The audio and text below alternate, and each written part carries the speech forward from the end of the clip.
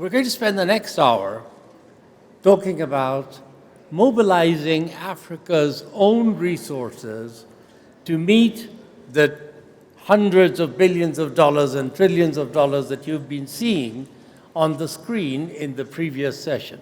So we set out a vision of where we would like to go, and it's appropriate that we start with what you can mobilize from within, because as many people, including Ngozi this morning, said, we've gone from the point of thinking that the financing is going to come mainly from the rest of the world to looking at ways in which we can mobilize financing from within Africa. I have 4 panelists who are going to help us come to grips with this issue. And let me introduce them first and invite them to come and join me here on the stage, and then we'll get right into the questions that we want to address. First, let me invite Dr. Vera Songwe, founder and chair of the Liquidity and Sustainability Facility, and of course, a council member of the Mo Ibrahim Foundation. Vera, coming on board now. Then I'd like to move to Dr. David Ndii. David is coming up now. He's the chair of the president of Kenya's Council of Economic Advisors. So somebody who's right in the middle of offering practical advice to a government on how to move forward. Welcome, David. Third, I'd like to welcome Yvonne Ike. Yvonne Ike is coming on board. She's the managing director and head of Sub-Saharan Africa for Bank of America. There you are. Welcome, Yvonne. And finally, let me invite Pascal Saint-Amand, who is the co-chair of Africa-Europe Foundation Working Group on Illicit Financial Flows. Okay, so now that we're all on stage, we're going to get stuck into the conversation as soon as people get mic'd up.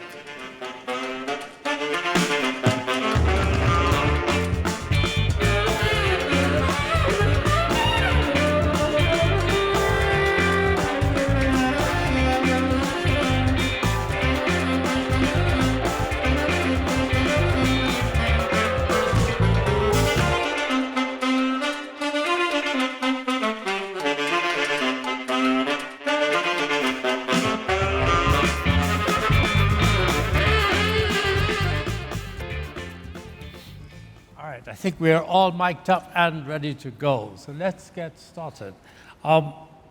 David, I wanted to start with you, if I may, because you're offering advice to the president, to the government, on how to raise revenues. And actually, Kenya is one of the countries that's been quite successful in seeing an improvement in the tax to GDP ratio as a measure of revenue raising. When you formulate this advice, when you provide that, what are the kinds of things that have made you decide, here's where we can move, here's where we can't? Is the politics as important as the economics? Give us a little bit your sense of that journey that enabled Kenya to move forward and what lessons we can draw from that, all in a very condensed form. Thank you very much. I'm delighted to be here. I was to do this last year, but somehow I hope I'll sort of discharge my obligation to more this year. Taxes are unpopular. We had tax riots last year, which actually have led to some political reconfiguration. So taxing people has consequences, has political consequences, and vice versa. We've made progress, but we also moved backwards because our economic structures have changed, and we have a tax system that has been left behind by the economy. So the big challenge now, I think for Kenya and also for other countries, is how to move the tax system to where the economy has gone. This is a sort of number. We have a workforce of about 20 million people. 3.5 million are on payroll jobs. The other 16.5 million are on non-payroll jobs. There's a tendency to conflate that non-payroll jobs with informality, an informal economy which is said to be hard to tax. Some of it is true, but in fact, quite a lot of it reflects structural change in the economy, particularly to do with digitization and many other things. But our income tax is stuck on the people with payroll jobs. So the people with payroll jobs, 3.5 million, they contribute 98% of personal income tax. The 16 million people only do 2%. In absolute numbers, the people on payroll job are paying $4 billion in income tax. The people who are not on payroll are paying $25 million. Are these people taxable? Yes. But the tax system was structured for that payroll job and corporate employers as a tax base. So one of the things we are trying to do is how do we broaden that tax base? We've done the calculations on income tax alone. It's a tax yield gap of an equivalent amount of money. We could raise another $6 billion. And the solution for Kenya is simpler than many other countries. Because all these people who don't have payroll jobs, we happen to have an almost 100% participation in digital financial payments. So even though they don't have a payroll job, all their income is visible. All their transactions are visible. As of now, I can actually tell you, because we have developed a system to do means testing for purposes of insurance premium, I can actually quickly give you a rough approximation of everybody's income in Kenya. But how do you put them in the tax net? That's where we must go. So when you are looking at, is the politics as important as the economics? I think it's difficult to separate the two, but certainly from an equity point of view, you can not argue that a very small workforce and economy should be captive to the taxman, where the larger part of the population is sort of gets away with not paying taxes and receiving services. But there is no country where this conversation is an easy one. Right. So the point you've just made, David, that is very common across many countries in Africa, that a large part of the people, working age population, is working outside the formal sector. They're not getting payroll, and therefore the tax structure doesn't really capture them. And it reminds me of the point that Nadia Fetta made this morning, that we have to not just look at the sources of financing, but at the way in which our systems are designed to reflect the realities of the economies that we're working with. Because in these economies, the tax system design that came from countries where most people worked in the formal sector doesn't really deliver the outcomes. All you do is tax those few people more and more. But let me come back to another dimension to you, if I may, which is, what about all the multinational companies, domestic companies that get special exemptions and tax holidays? In the facts and figures report that was circulated, there's a number that shows that in some countries, these tax expenditures can be very high, as much as 5 or 6% of GDP. And that's quite a large number, given that the total tax revenue is only 15 or so. Is that a problem? Do you think that we've given away too much to these companies in terms of giving tax holidays and not getting much back for it? Yes, it is. Ours has grown fourfold in the last, tax expenditures have grown fourfold in the last 4 or 5 years. But it's a bit of smoke and mirrors, because a lot of them are capital allowances for investment, which you then account as tax expenditures. Would those companies have paid taxes? No. It's actually a sort of entry. Why has it grown so fast? A very significant amount is because of all the infrastructure investments we've been doing, debt financed mostly, so that quite a lot of them are actually exemptions to the infrastructure building companies. So it's a markup there. I think certainly in our case, the amount that you would actually have collected as taxes is not that large. But the accounting number is huge. And it sometimes tends to cloud the judgment. I think it is important to unpack the numbers a little bit.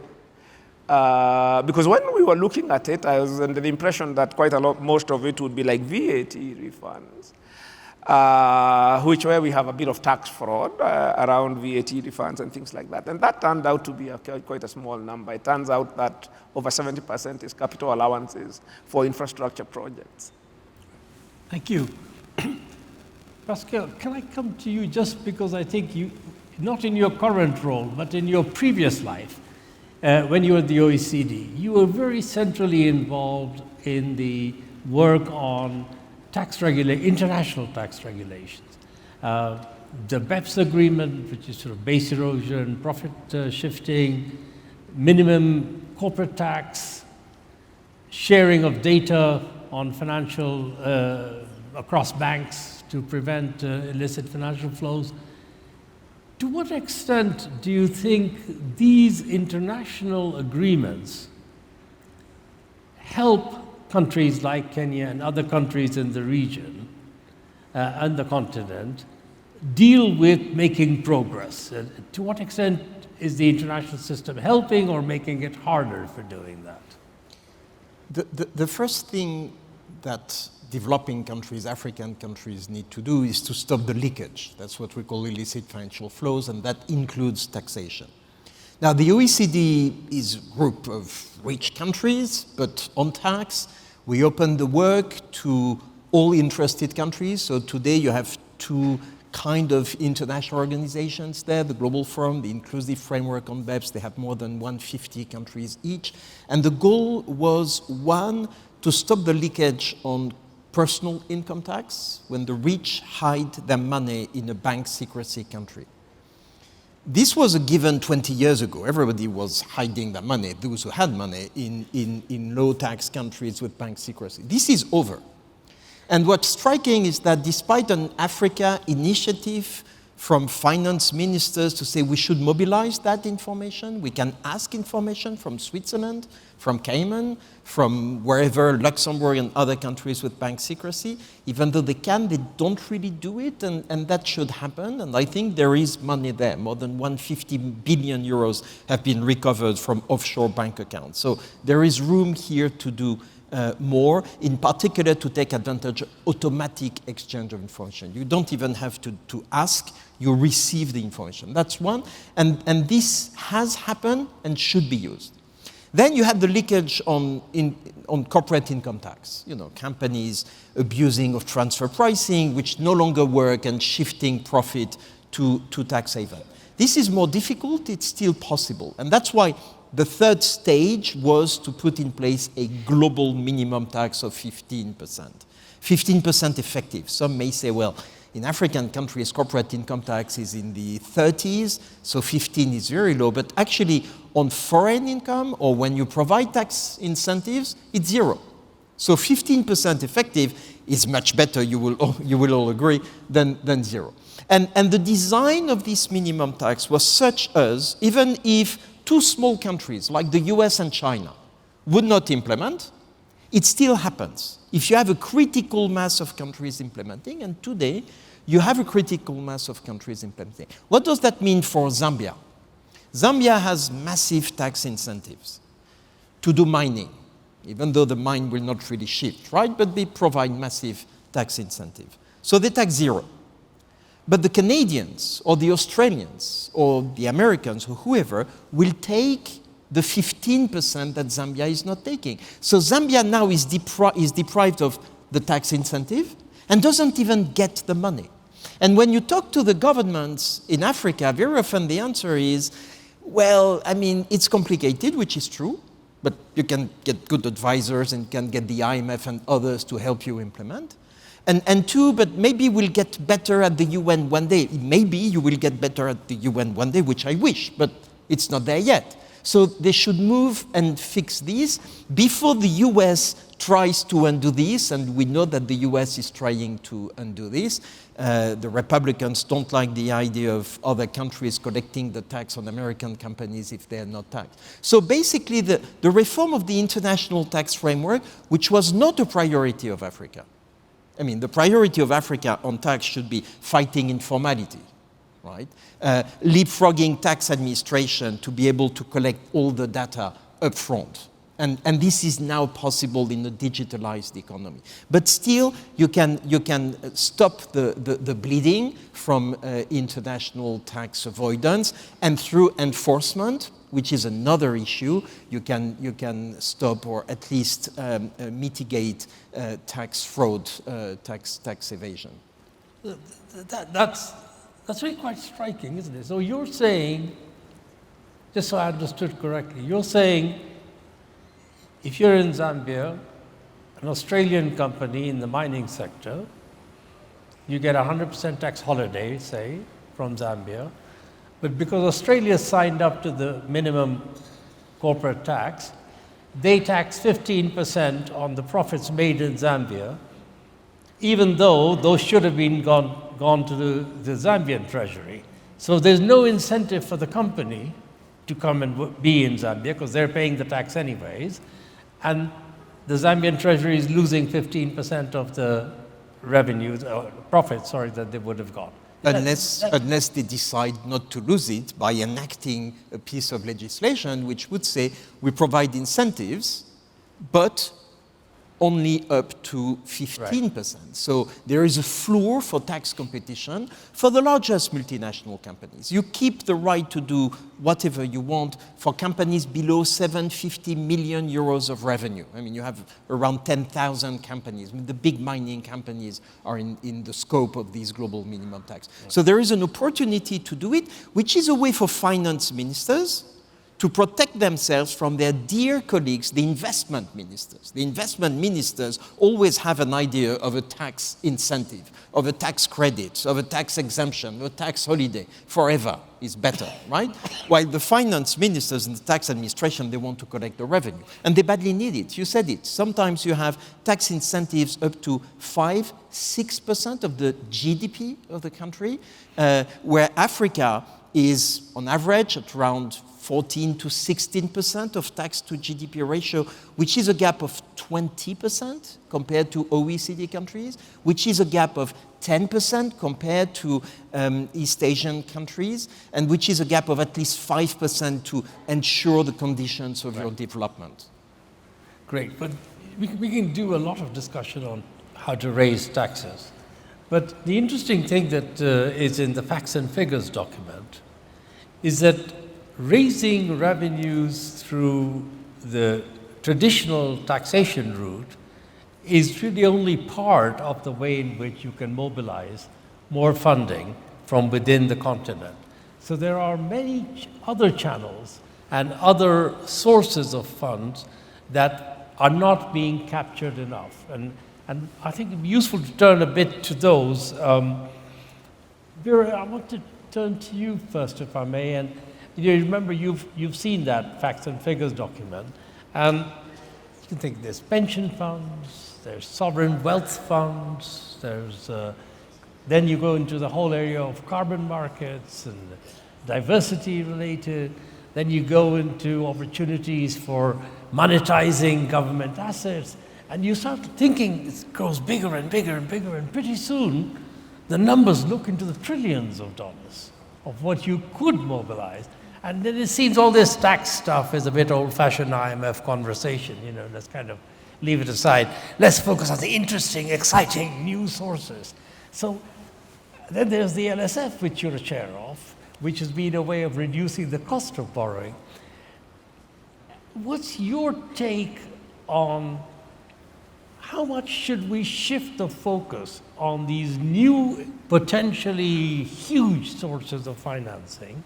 5 years from now, will they be potential sources of financing, or you think we're actually going to be able to mobilize substantial volumes of money through that?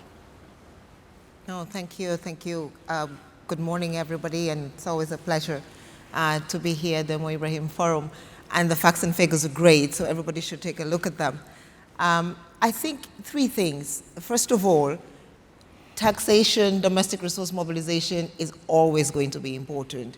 And we do need to get to at least 25% on the continent. Today we are somewhere in the order of 15%, which is quite low compared to everybody else and compared to the needs of the continent. So domestic resource mobilization is an important part.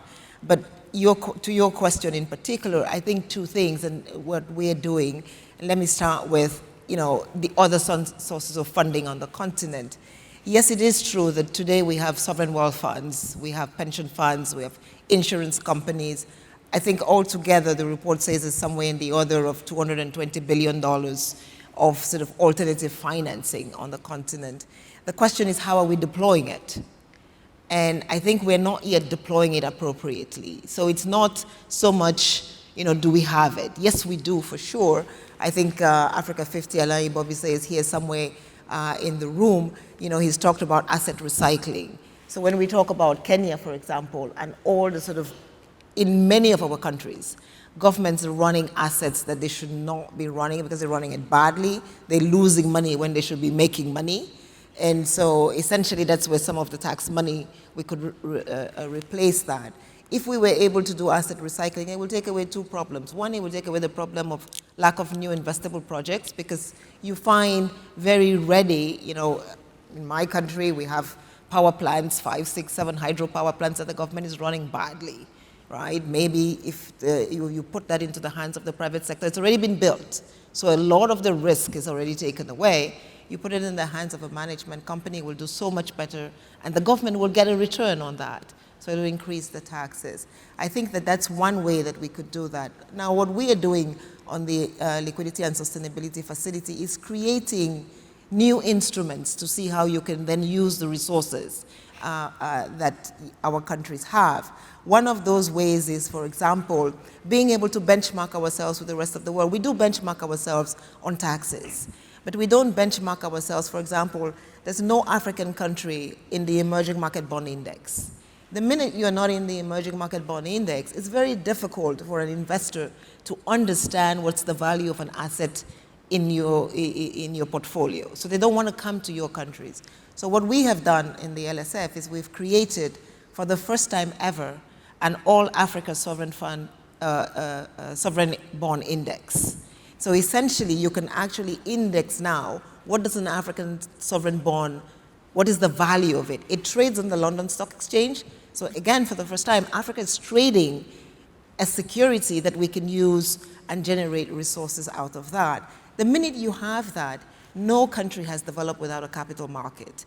And the big problem that we have today is that we don't have deep enough capital markets to raise resources. Yes, we would raise tax resources, but we also do need to raise corporate resources, because we're talking about two things here. We're talking about investments for the public sector. Investments for the public sector need government taxes, and we need that government revenue, but we have corporates. We have corporates on the continent that also need to raise capital. And for them to raise capital, we need to make sure that the cost of capital is low. And that's when we come in, is essentially saying, what is the cost for the private sector to do business, and can we lower that cost by creating financial instruments?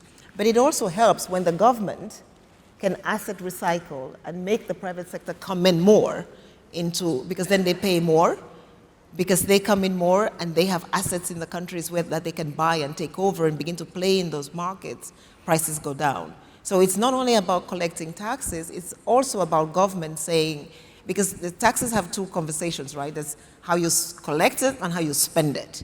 And if you're not wasting so much money, spending it in things you should not be doing, then you can free up some resources to actually spend on energy and health and education that are needed. So this is, I think, these are the three ways that you need to do this. It's domestic resources, finding out ways of monetizing existing resources, and then creating new resources using the capital markets.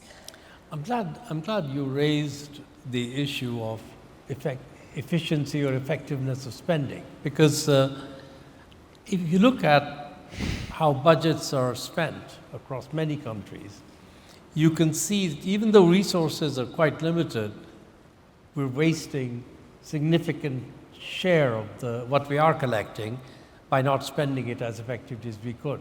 So it's important to link those two conversations as we go forward.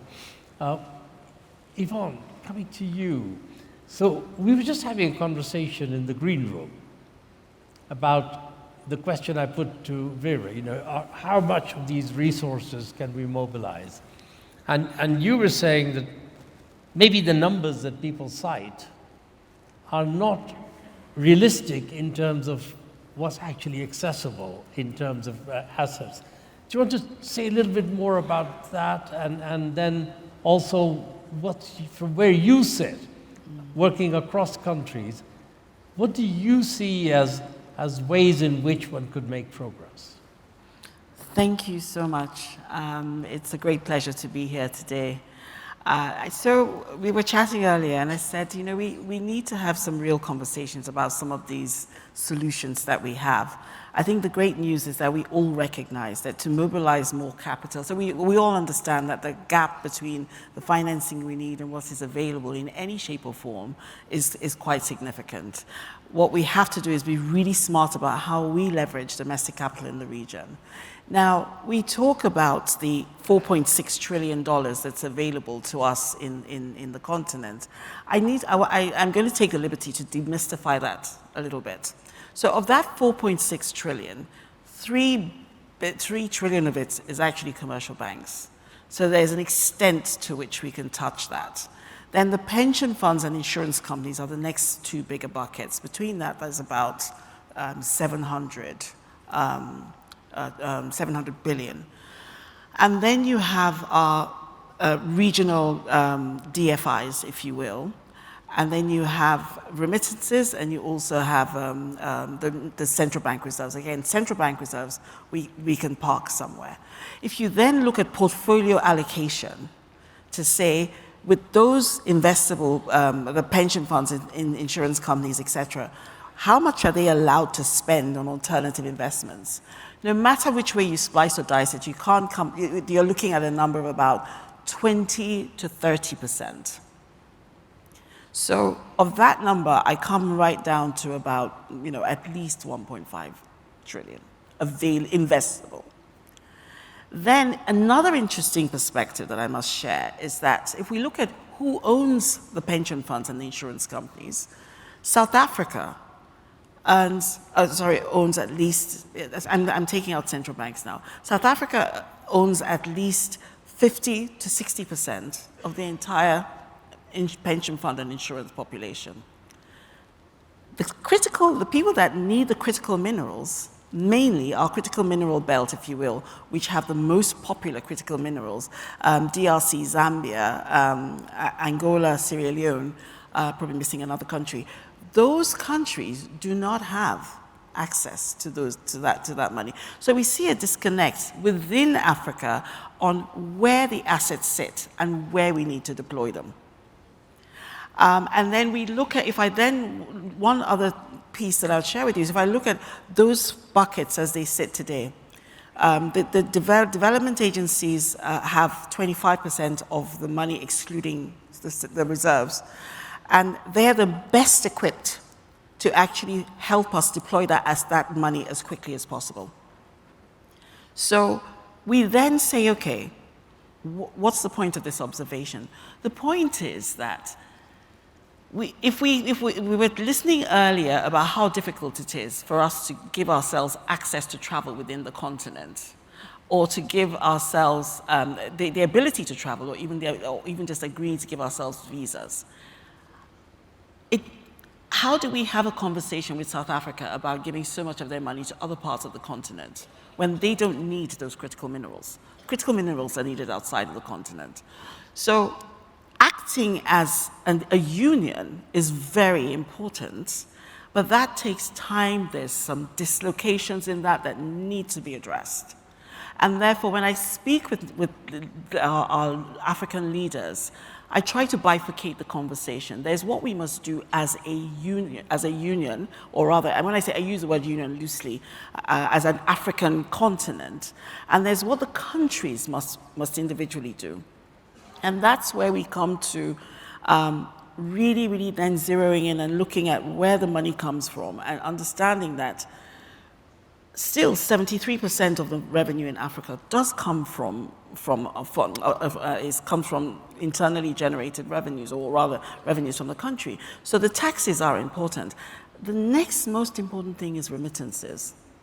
What we do to drive remittances so that they go from largely consumer-based and shifts the perspective and the use of proceeds to funding and giving them the access and the products and lowering the cost of doing so to invest in infrastructure, in agriculture, in technology, in health, the things that will give us economic growth. So that focus on remittances is an extremely important priority.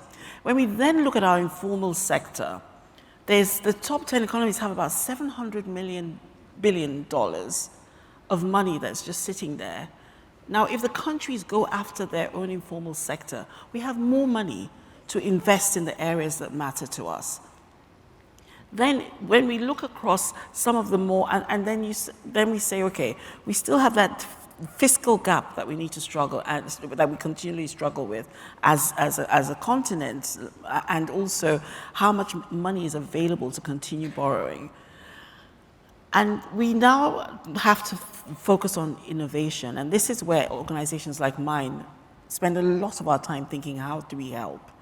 And if you look at some of the newer instruments, and top on that list must be insurance and guarantee instruments, because then the conversation that we're having as a body, I hope, and all of us as leaders need to engage in that conversation to say, as Africa, if you want to engage with us, give us money into established institutions like our local DFIs and in established units where that money can be levered up and used responsibly for some of the growth areas that we have, ideally on a regional and strategic basis.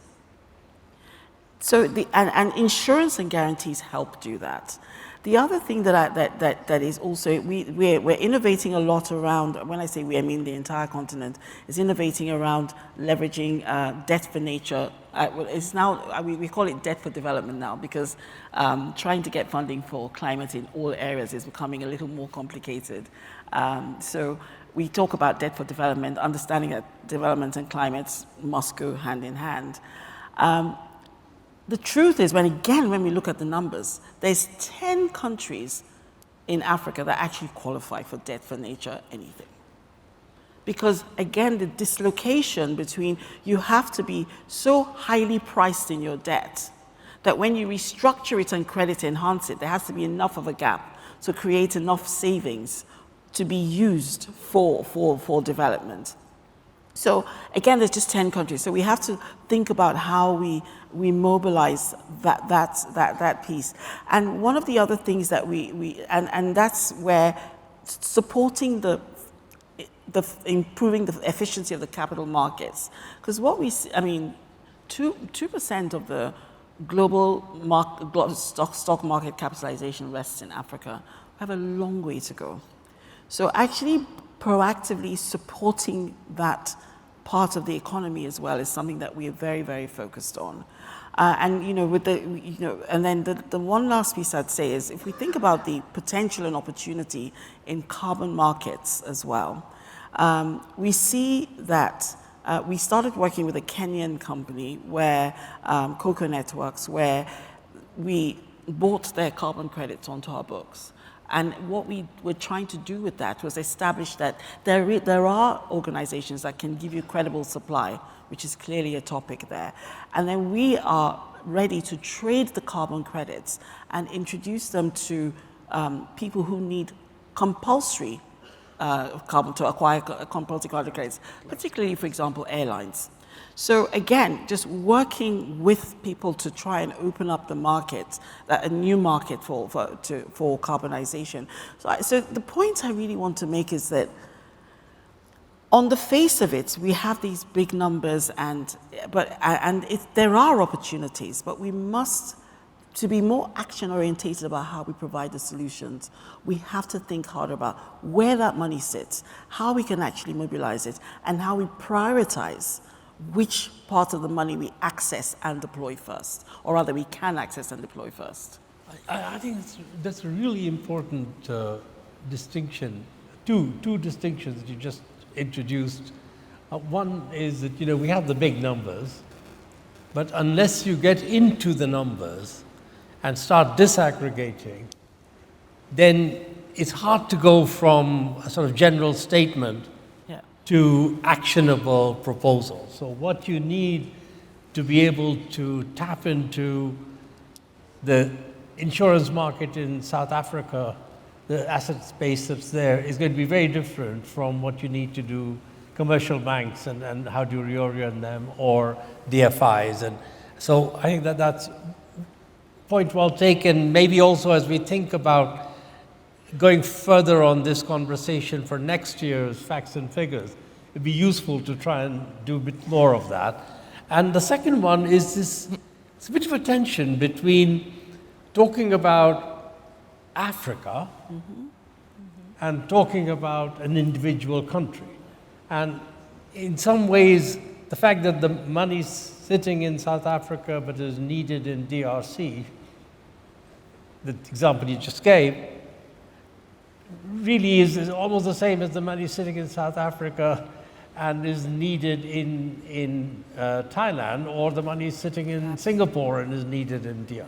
Because it may actually be just as difficult for the South African insurance company to invest in DRC than it is for it to invest elsewhere.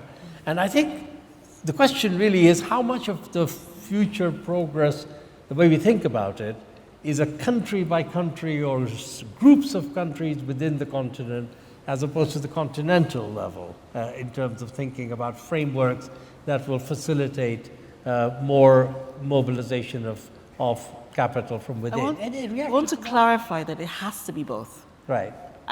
What my concern is when we speak about these numbers in composite, as a number, we have the impression that Africa can do something. What we must do now, it's urgent, and that's why we were talking about this number when it was $3 trillion, it's now $4.6 trillion. So the number is nicely rising, but the deployment of that money is just really underperforming.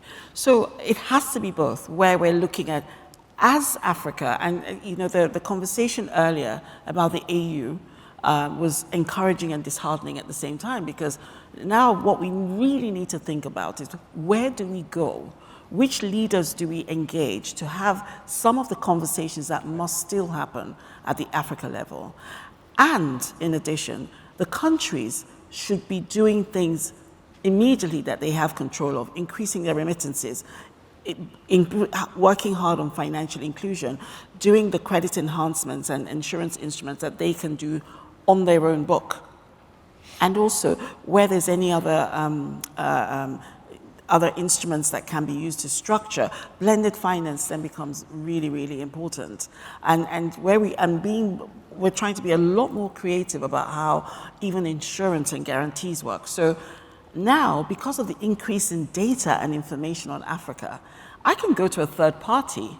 When we're thinking about structuring finance and we need to provide hedging for that financing, we can go to a third party, usually investors who understand the market very well, and say, for example, I give an example, if we're lending to AFC and my credit department is concerned about the fact that AFC could possibly ever default in the near term, there are people who have a more informed view who will say, I will take some more basis points on my book to give you insurance, third-party insurance, that your deal with AFC is covered.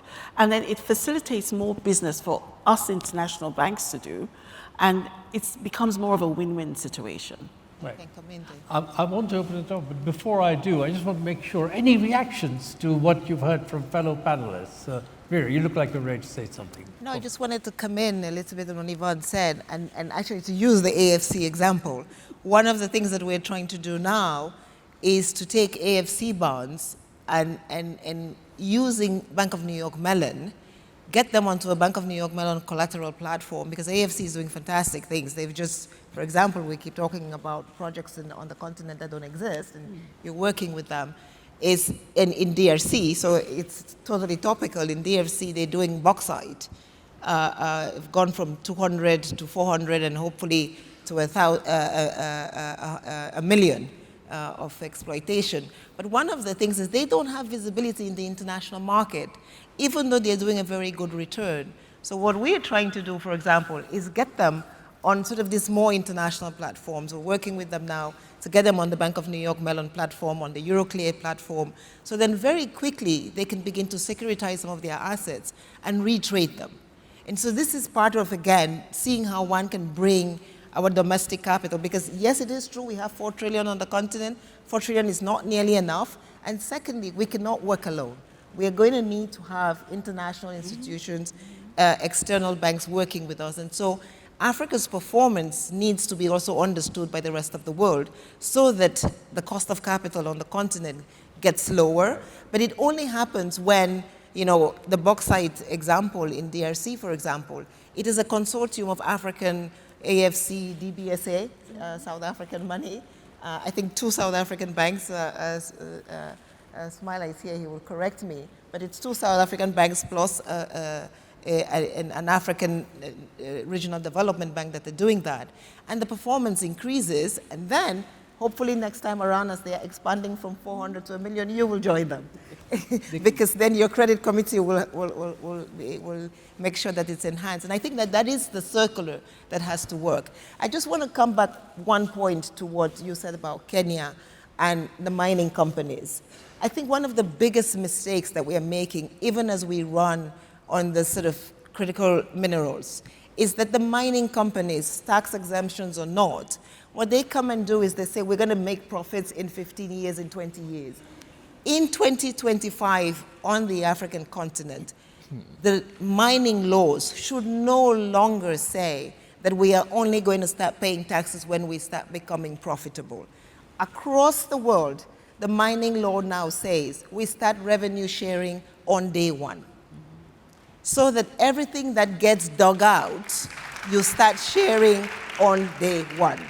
And there is a rush to the continent today to find critical minerals, and everybody is trying to do a new mining law that says, I'm only going to be profitable in 20 years. In the meantime, I'll pay 15% taxes to Canada and all of that, and Africa stays poor. We need to stop that. And it is easy, it is possible, and it is doable. So I think as we move forward in this minerals age, we must do that as a necessity.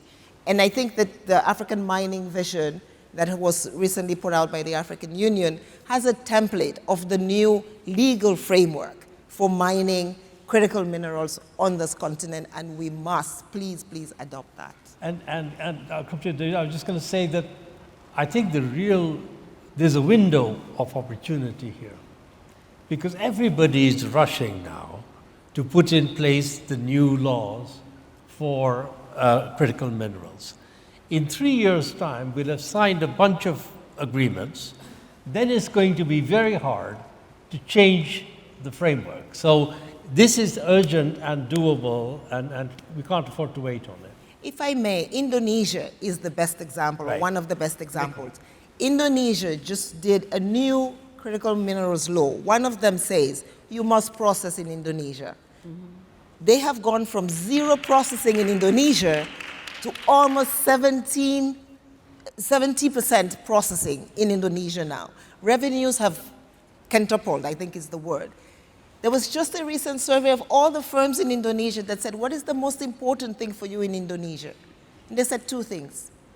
Not tax incentives, so we don't need those tax incentives. They said energy and stability of the system. Right. We can deliver those 2 things. And that brings us to the opening point that Mo made yesterday, that stability and peace become the bedrock which then drives long-term investment decisions. David, you were going to say something. Thank you. I wanted to comment on the innovative finance. We don't have minerals, so we're really not in that conversation. On innovative kind of financing, two things I think which are a couple of things. Yeah, in our case, we're doing a lot of it. We recognize that we don't have a lot of fiscal headroom or debt vulnerability, so anything that has commercial cash flows, we're trying to push off budget. So we have a bit of experience. So we inherited a huge road portfolio, which was unfunded, about $10 billion. We were running behind contracts. So what we were able to do, we found some little window on our fuel pricing to be able to put a 50-cent tax on petroleum and to securitize that and raise asset-backed security kind of thing, a cash flow, and raise about $1.5 billion. And we're going to do another little amount. I think then we'd have raised about $3 billion from domestic, mostly institutional, banks and institutional investors. So yes, you can do this thing. Our biggest opponent is the IMF. But I don't want to get into the details. For some reason, when you do things like this without consulting and looking for technical advice, it doesn't go down well with people who are used to advising us. As the other part is monetizing assets. We need $5 billion of transmission, improving our transmission infrastructure for electricity. We've done one small transaction with Africa 50. We had another one which tanked on various things, but that's another area where we're now looking at building transmission lines and monetizing them to institutional investors, both domestic and foreign. What are we learning? One, macro stability becomes very important because your pricing actually depends on your sort of domestic interest rate. And therefore, if you have sort of high inflation expectations, you have a pricing issue. We've managed to sort of be able at least bring down the inflation rates. It's quite low now, just about 3.5%, and that's giving us fairly decent pricing, but you have to be able to keep it there. The other thing is that, especially when you have an open capital account, the dichotomy that between domestic and foreign becomes less significant. The better sort of nomenclature is domestic currency and foreign currency, because even domestic institutions actually hold some of our foreign currency debt, and foreign institutions buy some of our domestic currency debt. So then you begin to worry about also crowding out private sector. If you're putting too many of these sort of more low risk you can get yourself into a lazy banking kind of situation where all your institutional investors and banks put money in government sort of instruments of various kinds, and you crowd out the private sector. They don't take risk. Finally, on the bank question, South African assets sitting in one place and the other, it's not probably that fragmented. And most of these South African institutions you're talking about have a footprint throughout the continent.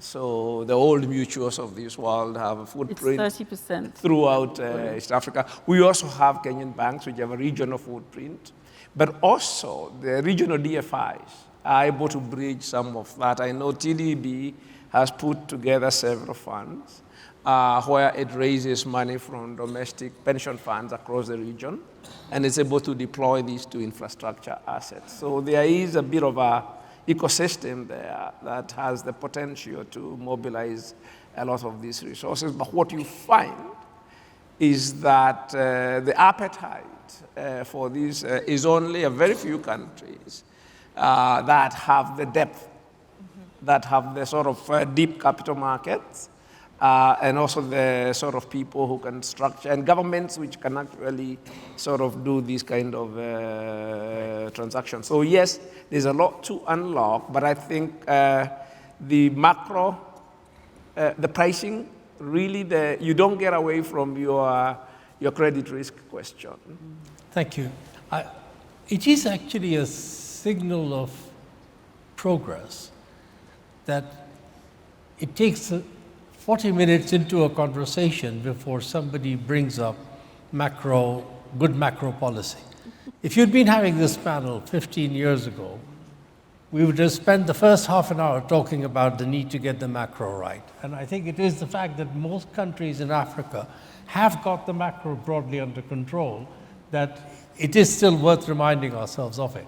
I want to open it up and see if there are people who want to say something. So I see somebody in the front, Reza in the front row, a hand in the middle there. So maybe come to you first, Reza, in the front row. Somebody got a microphone that we can move around? Here's a microphone on its way. Thank you, Masood. And Okay. thank you, Masood. Just wanted to first of all congratulate the panel for really, really insightful comments. I'm Reza Bakir. I head Sovereign Advisory at Alvarez & Marsal. I'm based in Dubai. And I want to make a point, and would love to hear any feedback from the panelists. Agree with everything that's said about mobilizing domestic resources, what Pascal said about tax shifting, what Vera spoke about domestic capital markets. But I want to bring attention to the potential role for sovereign wealth funds. And sovereign wealth funds of the type that are asset-based sovereign wealth funds. Most of us know sovereign wealth funds as entities that are cash-based, and that's what most of the world's sovereign wealth funds are. But the potential role for asset-based, meaning state-owned enterprises, minerals, infrastructure, many other. Now, I just want to share some facts first, which is in Africa, as was also being displayed on the screen, the total size of such sovereign wealth funds is around $130 billion. Now, if you look at the rest of the world, this is pretty small. CIC, the Chinese sovereign wealth fund, is by itself 1.3 trillion. ADIA is 1.1 trillion. But if you look at it in a different way, Ethiopia's sovereign wealth fund has around $45 billion. Ethiopia's foreign exchange reserves are around $2 to $3 billion. So individually in Africa, these can be very important. And the opportunity that I really see is, on the one hand, I see many of the cash-based sovereign wealth funds, especially in the Middle East. I am based in Dubai. They have an appetite for deploying their cash into assets. They have cash, they need assets as in non-financial assets. On the other hand, I see a lot of sovereign wealth funds in Africa, in many other emerging markets, that have assets, non-financial assets, but they need cash. And I find that there's a real opportunity here to somehow make that bridge. What can be done? I would say three things. The first is that many countries in Africa need help to develop bankable projects that can go to these sovereign wealth funds of the GCC. Some of that is already happening. I was reading, in fact, in the Mo Ibrahim report that there are around, I think, 73 projects right now from GCC countries with 53 billion as the total value of these projects, but a lot more needs to happen on that front. I think a second point, and this is also picked up, I think, in one of the background reports, is making sure that the sovereign wealth funds of Africa do enough to address issues around governance and transparency. These are state-owned assets, and there is a reason why they have lost value, which is because they did not have the best governance.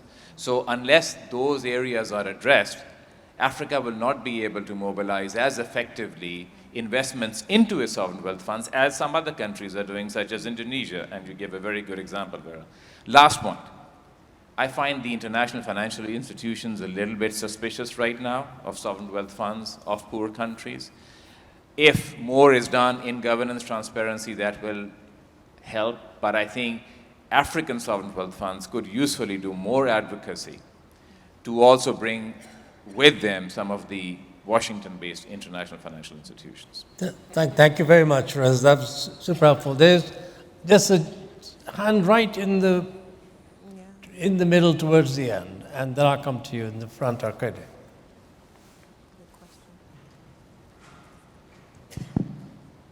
Thank you very much. My name is Lotfi Maktouf. I'm from Tunisia. I'm here as the head of a foundation, education foundation. But I would like to ask two questions in relation to my previous life as an international tax lawyer in New York. Dr. Ahmed, you mentioned, I jumped off my seat because I don't know if you did it by accident, you said tax expenditures, referring to incentives. That concept has been developed at Harvard for many, many years and was the basis of all the drive against tax incentives. Indonesia, in deciding for its new law, adopted a tax incentive approach, meaning that when a country concedes a tax incentive, it really should be seen as if it levied the tax and granted back to that country. If you approach it in this way, you will be amazed and at the level of the losses coming out of these tax incentives. You're worrying about increasing revenues from within. That's a crucial way to start. And I invite your organization to perhaps, as of next year, enrich your facts and figures with this approach. Also, Vera said it, if the country doesn't levy that tax by conceding the tax incentives, who does get that tax? It's the home country. Of course. Because most multinationals are based on a worldwide based income. So when you think that you're attracting a multinational company by giving it 0% tax, 15, 20% of those revenues will end up in their home country's revenues. Quickly, Madame Yvonne, I remembered in the mid-90s a beautiful example which can be used by we African in trying to increase the remittances. It started with a small bank, Portuguese bank in Paris, and it became general in for all of Portugal. The workers in France, the Portuguese workers, used to come to a small bank and then, of course, send their money back home.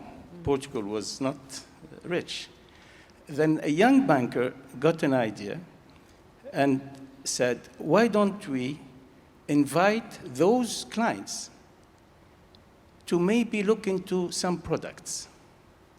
They started with small real estate funds for small homes for them. Then they moved to insurance, et cetera, et cetera.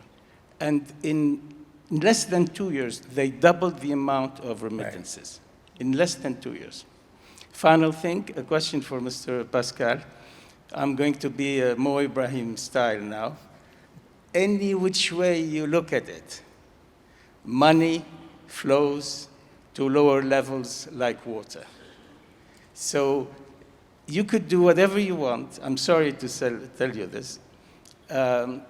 If you don't have a holistic approach to the entire question, rich Africans in countries where they don't feel the trust and the predictability to invest will place their money overseas. And by the way, the biggest tax havens, it's not Caymans, Bermuda, it's the UK and in the United States. Right. It's London and New York. So would you please inject some holistic approach in your work? I'm sure you'll go a little further. Thank you. Thank you very much. All right, I think I had Arkady and then we'll ask the panel for reactions. Front row.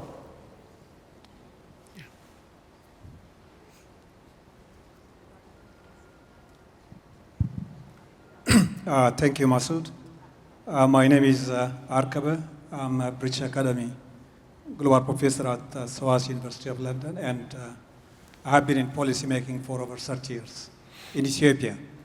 The first reflection I would like to highlight is I understand the discrepancy in tax levels at OECD and African average.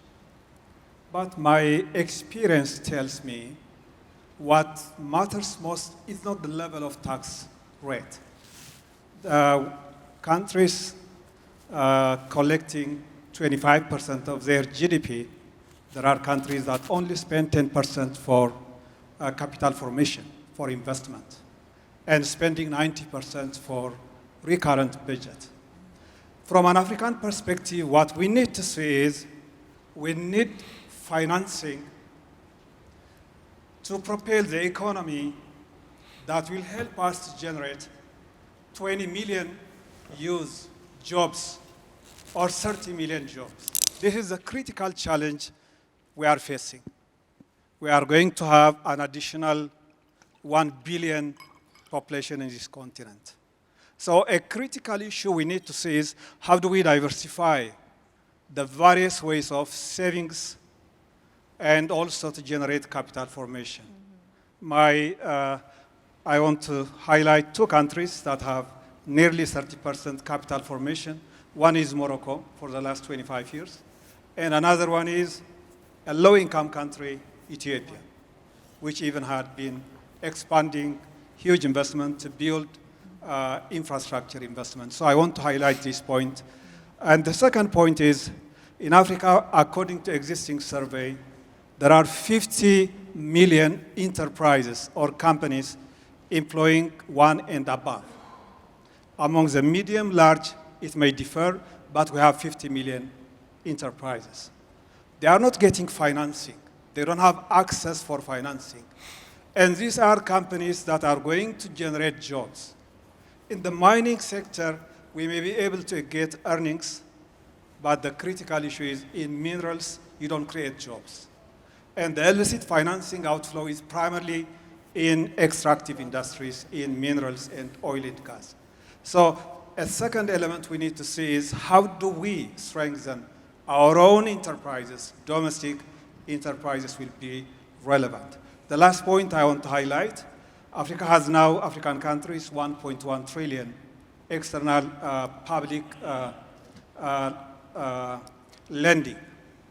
And when we look at the structure, it's the same in year 2000.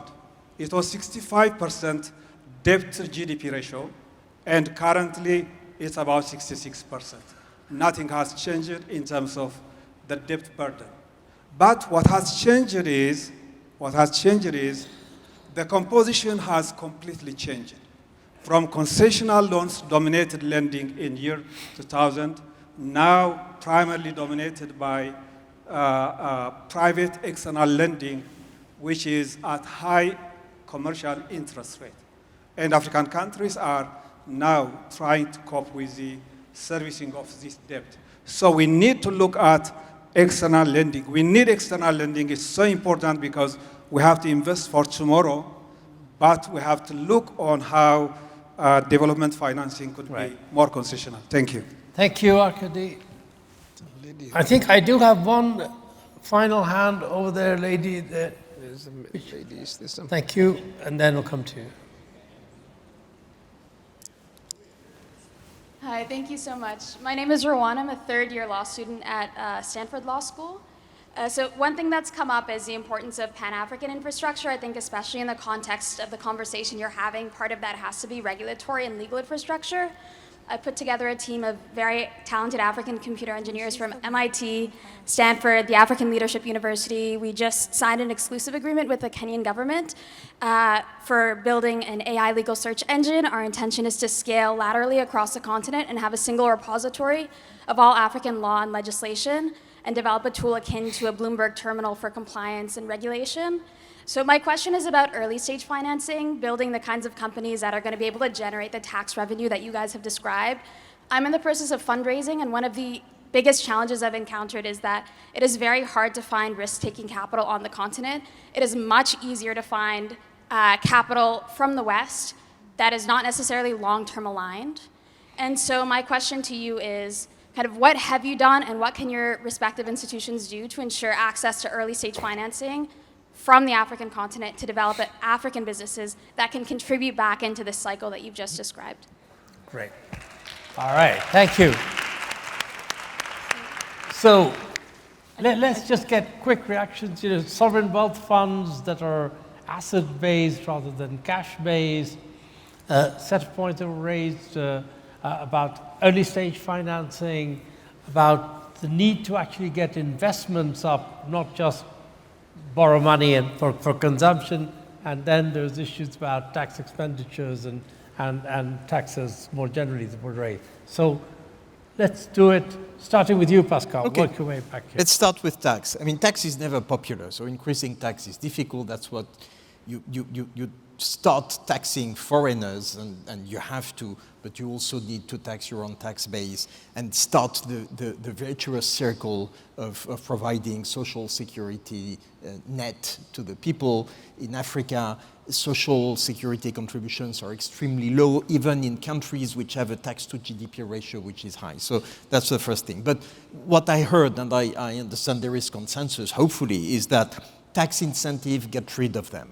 They cost a fortune, they don't bring more, and it's unfair competition among African countries. I heard in previous panels, African Union, unite there. I mean, if you steal a tax base here, if you get it here, you steal it from there. And that's nonsense. So it's a negative sum game. Two, if you want investments, what you need to do is to provide certainty. I mean, don't be nice to business by providing exemptions. Be nice to business by making sure that they have a clear tax situation. They will pay the tax, but don't send the tax administration just to do audits just afterwards and create uncertainty. So tax them, clear rules, low rates, large base, and provide them with tax certainty. The UN has just put in place, in the context of the multilateral framework, a working group on tax certainty. Right. So it's not about being nice to business, it's just being nice about oneself. Last word maybe on the holistic approach.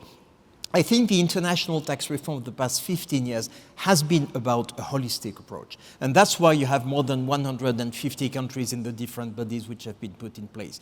That's why you have a critical mass of countries implementing the minimum tax, which is the best excuse to tell companies bugging the investment minister, please provide us with an incentive. Sorry, you will not get it. And as regards the end of bank secrecy, now you have all the countries which have implemented that, use it. Tax administration in African countries should get the information. It's about fairness. Fairness among nations, fairness among the people in the country. Last word, is the US a tax haven? Not completely yet, but it may be on the course of becoming a real tax haven, and I think the whole world should unite to prevent this from happening, because it will do harm to everybody, starting with Africa. Right. Yvonne.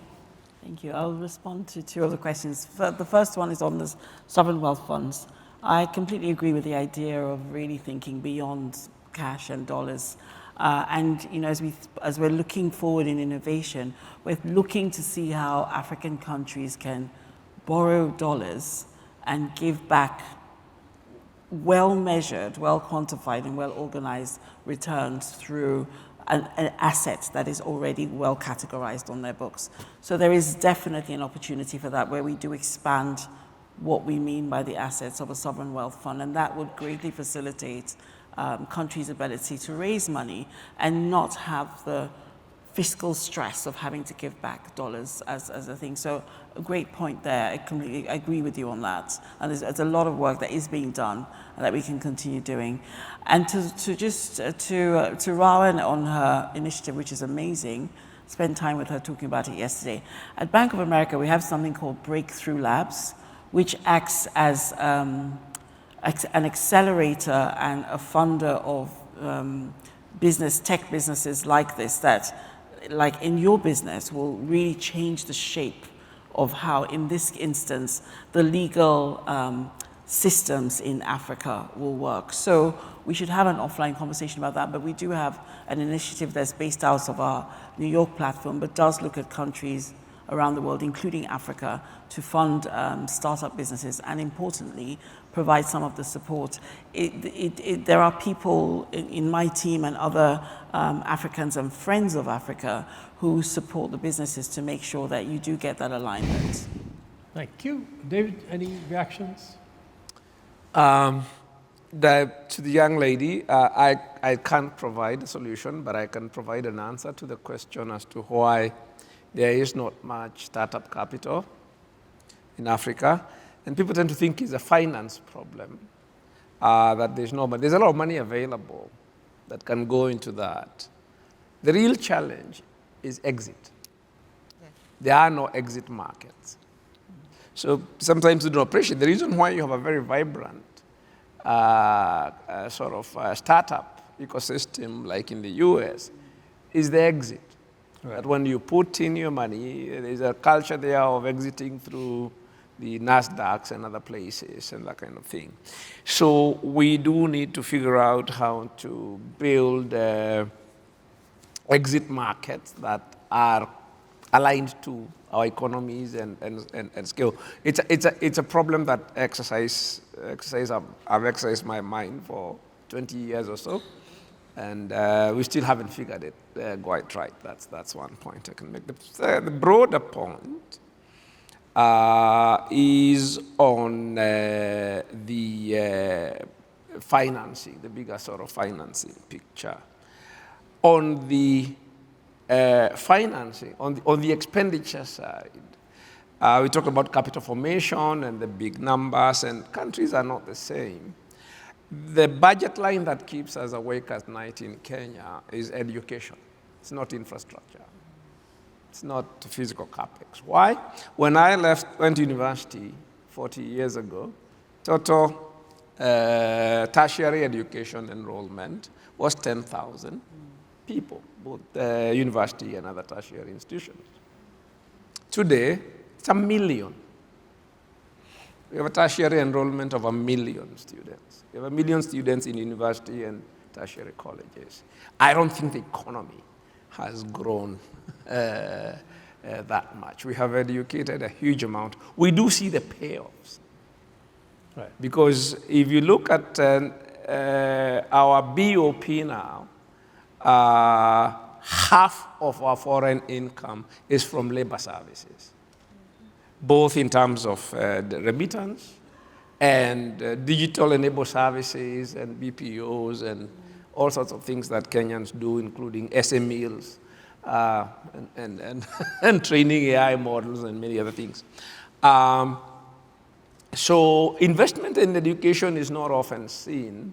It doesn't have visibility in the financing kind of space. And one of the things that we're exercising our minds is you are getting to the point where tertiary education is crowding out basic education because the tertiary guys are noisier. So we're looking for ways of financing also that off budget, because you can sort of borrow for student loans have gotten a bad name because of the US, but for us, there isn't any other way to go. So we're looking for innovative financing to capitalize our national education loan fund so that we can take higher education off budget and put more money in basic education. So, and if you think about the countries, other countries in terms of the youth bulge, we always think about the youth bulge very much in terms of job market, but where the youth bulge is creating the most pressure is financing education. Education, yes. Which is why you think you need to get other things off the deck, like infrastructure, if you can get commercial financing, so that education and health, to some extent, can have the first call on tax money. Thank you.